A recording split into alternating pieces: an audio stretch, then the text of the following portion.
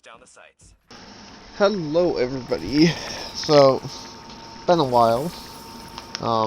This is Desmond520.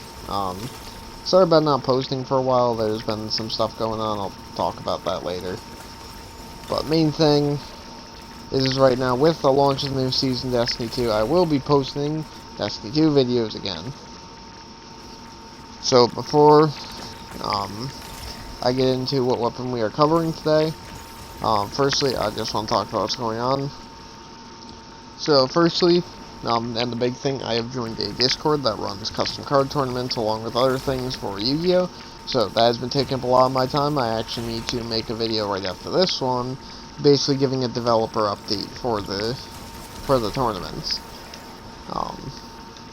With that, school, basically, because this is the start of a new semester, among with other things, essentially I just haven't had much time to do anything, and with Destiny 2 in the bad state it was at the end of Season of the Hunt, I just wasn't really feeling it when I was trying to make videos.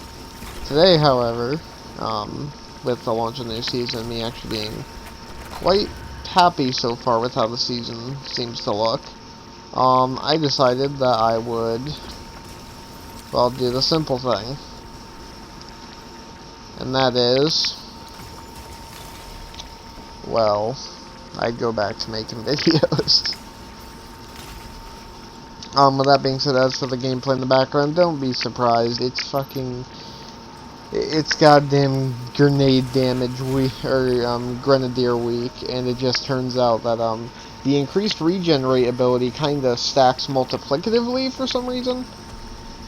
So you essentially get your grenade back almost like within like 3 seconds of the grenade being down. But yeah, so that's just a thing. As for any updates on, I guess, uploading wise, I don't know what my upload schedule is going to be for this channel, and I'm not going to make one just yet, but the difference is I still will be posting, just potentially not as often. With all that being said, though, let's get into the meat and potatoes of today and why you're probably here to see me. And you can probably see at the bottom corner of my screen, if you can make out what shape that is, what weapon we're talking about. But today we are talking about the exotic rocket launcher Wardcliff coil. So Wardcliff coil is a vanilla weapon. Like, this weapon was actually sold by Zero, I believe, in the second week or the first week of Destiny, because it was considered like the best rocket launcher. And there's a lot of cool history behind this weapon. People thought it was the Galahorn at first, then there was a glitch with the Titan barricades at the time where you could get infinite ammo, so people used it to just wreck Callus. Like, there was a bunch of stupid things that happened involving this weapon. But the main thing is that over the past quite huge amount of time, it's basically fallen off the cliff as a weapon. It's decent in Crucible. Well, it's always been decent in Crucible. It's okay in Gambit, especially with Catalyst, but otherwise it's just been kind of useless up until this last season. Now, why do I say it's useful in this until this season? Well, because they decided to buff rocket launchers. I think it was something like 30% or something like that damage buffer. It was something insane like that. They gave like a huge damage buff to all of them. But the difference was that certain exotics were changed differently, and I can almost assume they gave this weapon like, it feels like they gave this weapon like 50% bonus damage on. Because the weapon now actually is kind of a great DPS thing. Like, straight up just spamming this weapon at a boss is quite good. And actually with the Nightfall right now is very, very good as well. Due to the fact that you can basically take out the boss in 3 shots with it. With that being said, though, let's get talking about the Wardcliff coil and how it works, what its perks are, stuff like that.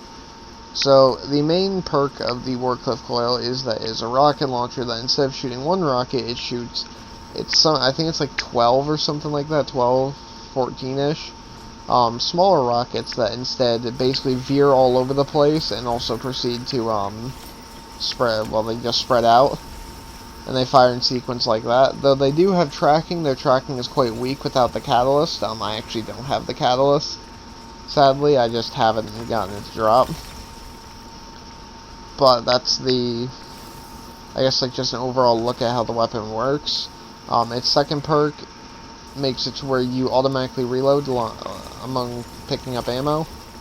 And like I said, the big thing about this weapon that's changed is that the weapon has gotten a substantial damage increase, and this increase seems to be more like a, I'm not sure if any of you guys have ever played Borderlands before, but it has like a sort of Borderlands shotgun pellet type thing, where essentially each mini rocket is getting a damage buff, not the, not just like the rocket's damage total seems to, because this weapon pumps out DPS like crazy. Like I said, even in the Nightfall, the new boss, if you are on power level with it, for the Devil's Lair, you legitimately 3-hit the boss with this rocket launcher. It's insane. So, and the weapon's quite simple, obviously. Its reload is quite slow, as well. Ammo is capped out at 6, and I mean, really, there's not much else to talk about. In terms of where I think you could use it, you can use it pretty much anywhere, but I actually recommend using it the most in strikes and Nightfall, specifically during the boss phase, especially if the boss is a airborne boss. Essentially, I like to chalk up this weapon as the sort of the your second option when it comes to dealing with bosses for strikes and stuff like that. Essentially, you still want to use the sword, Banshee's. I forgot the name of the sword. I'm depressed inside. Either way, you still want to use that sword. But if the enemy is in the air, or if it's like a witch, like, you know, just anything that's either a big target, a really, really big target, or just floats in air, you want this rocket launcher over it, because the weapon still does comparable DPS to it, but it also guarantees that you'll hit every single hit as long as you're close enough. As for my overall rating of the weapon, in PvP I'll give this weapon a 3 out of 5, just because of the fact it does not. There are other weapons that do its purpose better. Cough, cough, eyes of tomorrow. In PvE, however, I will give this weapon a 4 out of 5 at the moment, because in most activities or any with a boss, you can use this weapon. That being said, hopefully you guys enjoyed my quick little review and update. And yeah, it's This530. I'll be seeing you guys all later. Maybe. Don't sell yourself short. I see a spark in you, Guardian. Make sure you keep it safe. Don't let it get to your head, okay? This is only the beginning.